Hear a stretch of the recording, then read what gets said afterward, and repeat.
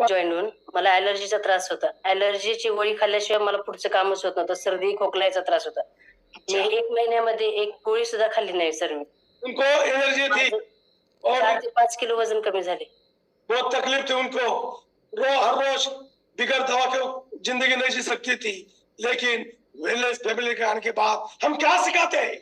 हम अच्छी सोच सिखाते हैं, अच्छा न्यूट्रिशन दिलाते हैं, अच्छा खाना देते हैं और अच्छा सा वर्कआउट सिखाते। उसके आदमी को यही चाहिए, दवा नहीं चाहिए, अच्छा खाना चाहिए। और उनको अच्छा खाना, अच्छी सोच, अच्छा वर्कआउट मिला और क्या हुआ?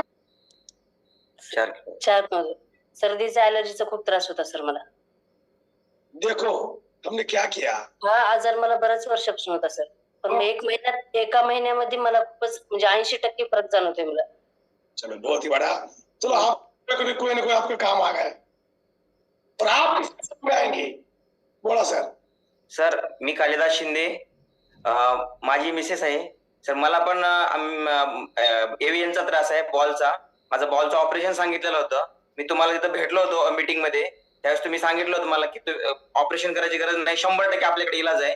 आणि त्या 100%वर मी विश्वास ठेवून आज सकस संतुलित आहार घेऊन आज मी स्ट्रॉंगपणे एक्सरसाइज करू शकतो.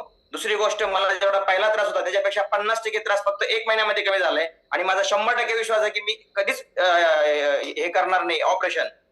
तर मला तर जाणवतंय, मला त्याची एनर्जी आलेली आहे. मी फुलफिल आता एक्सरसाइज करू शकतो. मला लंगडत चालावं लागत होतं, पण आज मी बऱ्यापैकी व्यवस्थित चालू शकतो.